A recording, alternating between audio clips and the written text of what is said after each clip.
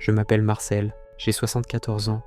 Et si vous êtes là, c'est peut-être parce que vous cherchez quelque chose, une réponse, ou simplement quelqu'un qui comprend. Et il y a quelque chose que je ne vous ai jamais dit, quelque chose que j'ai gardé pendant 40 ans, comme une pierre au fond de ma poche. Une question, une seule question qu'un homme m'a posée un soir de novembre 1984, dans un café près de Belleville. Cette question, je l'ai entendue des milliers de fois dans ma tête. Elle m'a réveillé la nuit, elle m'a accompagné dans les moments les plus lumineux et les plus sombres de ma vie, et ce n'est qu'il y a 10 ans, à 64 ans, que j'ai enfin compris pourquoi elle me hantait. Mais avant de vous dire quelle était cette question, laissez-moi vous raconter ce qui s'est passé après, parce que la réponse que j'ai trouvée a changé tout ce que je croyais savoir sur le bonheur, sur le temps et sur ce que signifie vraiment vivre. Vous savez, j'ai traversé des choses, la guerre d'Algérie quand j'avais à peine 20 ans, le chômage des années 70 quand je nourrissais 3 enfants avec presque rien, la mort de ma première femme, Simone, en 1992, un cancer qui l'a emporté en 6 mois. J'ai connu la solitude, celle qui vous prend le soir quand la maison devient trop grande et que le silence pèse plus lourd que n'importe quel bruit. J'ai connu les regrets, ceux qu'on rumine à 3 heures du matin, ceux qui vous font vous demander si vous avez bien vécu, si vous avez été à la hauteur. On naît, on travaille, on fonde une famille, on vieillit, on meurt. À 20 ans, je croyais que la vie était une ligne droite, simple, efficace, prévisible.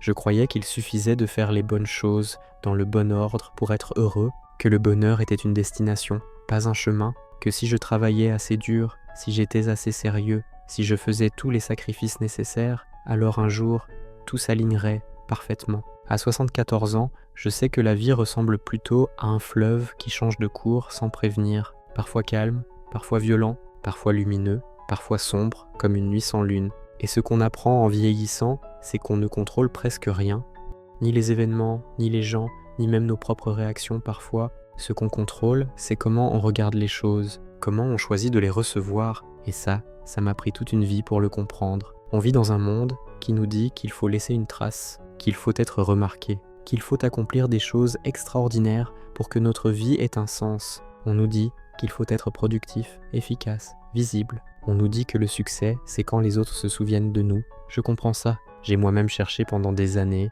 à prouver quelque chose, à mes parents, à mes enfants, à moi-même. Mais aujourd'hui, je sais que c'est une illusion. Une belle illusion, peut-être, mais une illusion quand même. Laissez-moi vous parler de mon père, Henri. Il était menuisier. Il a passé toute sa vie dans un petit atelier de Montreuil, à fabriquer des meubles que personne ne remarquait, des chaises, des tables, des armoires, rien de spectaculaire, rien qui ne figure dans les livres d'histoire. Il se levait à 5 heures du matin, il travaillait jusqu'à la nuit, et il rentrait fatigué, les mains couvertes de sciure. Il ne parlait pas beaucoup, il n'a jamais cherché à être reconnu, il n'a jamais demandé qu'on se souvienne de lui. Et pourtant, quand il est mort, en 1987, il y avait plus de 200 personnes à son enterrement, des gens que je ne connaissais pas, des clients, des voisins, des anciens collègues, et chacun avait une histoire à raconter. L'un m'a dit que mon père lui avait fabriqué une table de mariage sans lui demander un centime, parce qu'il savait que le jeune couple n'avait pas d'argent. Un autre m'a raconté que mon père passait le voir tous les dimanches après la mort de sa femme, juste pour prendre un café et ne pas le laisser seul. Une femme m'a confié que mon père avait réparé gratuitement la chaise de sa mère pendant 10 ans parce qu'elle y tenait et qu'il refusait de la remplacer. Mon père n'a jamais su l'impact qu'il avait eu. Il est mort en pensant qu'il n'avait fait que son travail, en pensant qu'il n'avait rien accompli de remarquable, que sa vie avait été ordinaire, sans éclat, sans histoire à raconter. Mais des dizaines de personnes ont été transformées par sa présence silencieuse, par ses gestes simples, par son attention discrète. Des familles entières se sont construites autour de ces tables, des enfants ont grandi en regardant leur père s'asseoir sur ces chaises. Des veuves ont trouvé du réconfort dans ses visites du dimanche. Et moi, son fils, je ne l'ai compris que des années après sa mort, quand il était trop tard pour le lui dire, quand il était trop tard pour le remercier. C'est là que je dois vous parler de cette fameuse question, celle qui m'a hanté pendant 40 ans. C'était un soir de novembre 1984. J'avais 34 ans, j'étais dans un café, seul, après une journée difficile au travail. Un vieil homme s'est assis à côté de moi. Il devait avoir, dans les 80 ans, des mains usées par le travail, un regard calme, presque transparent. On a parlé de tout et de rien, de la pluie, du quartier qui changeait, et puis, juste avant de partir, il s'est tourné vers moi et il m'a dit quelque chose que je n'ai jamais oublié. Il m'a demandé Est-ce que tu sais pourquoi tu te lèves le matin ? Je n'ai pas su quoi répondre. J'ai bredouillé quelque chose sur le travail, sur les enfants, sur les responsabilités. Il a souri, il a posé sa main sur mon épaule et il est parti. Je ne l'ai jamais revu. Pendant 40 ans, cette question m'a accompagné. Pourquoi je me levais le matin ? Je pensais que la réponse était dans le travail, dans la réussite, dans ce que les autres pensaient de moi. Je me suis épuisé à chercher une raison qui me rendrait fier, une raison qui donnerait un sens à tout. Et puis, un matin de mars 2014, j'ai compris, j'avais 64 ans. Ma deuxième femme, Colette, était malade. Rien de grave, une grippe, mais elle était fatiguée et elle avait besoin de repos. Je me suis levé avant l'aube pour lui préparer un thé. La maison était silencieuse. La lumière du matin commençait à peine à filtrer à travers les volets. Je suis allé au jardin cueillir quelques feuilles de menthe, parce qu'elle aimait ça. L'air était frais, presque froid. Mes mains tremblaient, un peu comme elles tremblent souvent maintenant. Et quand je suis revenu dans la chambre, quand je l'ai vue sourire en voyant la tasse fumante sur la table de nuit, quelque chose s'est débloqué en moi, comme un verrou qu'on ouvre après des décennies de rouille. La réponse n'était pas dans les grandes choses, Potanine. Elle était là, dans ce geste minuscule, dans cette tasse de thé, dans ce sourire, dans l'attention que je portais à quelqu'un d'autre. C'était ça, la raison de se lever le matin. Pas pour accomplir, pour être présent. Ce que nous faisons de grand, le monde l'oublie. Ce que nous faisons de petit, le cœur s'en souvient. Cette phrase, c'est Colette qui me l'a dite un soir, quelques mois avant qu'elle ne nous quitte. Elle m'a regardé avec ses yeux fatigués mais lumineux, et elle m'a dit « Marcel, ce qui compte, ce n'est pas ce que tu as fait, c'est comment t'as fait sentir les gens. » Depuis ce jour-là, je vois les choses différemment. Je remarque les petits gestes, ceux qu'on fait sans y penser, écouter quelqu'un qui a besoin de parler, attendre patiemment sans regarder sa montre, écrire une lettre à la main, même si c'est plus long, tenir compagnie à quelqu'un qui a peur de la nuit, remarquer que quelqu'un ne va pas bien, même quand il dit que tout va bien. Ces gestes-là ne rapportent rien, ils ne donnent ni statut ni reconnaissance, mais ils tiennent le monde debout.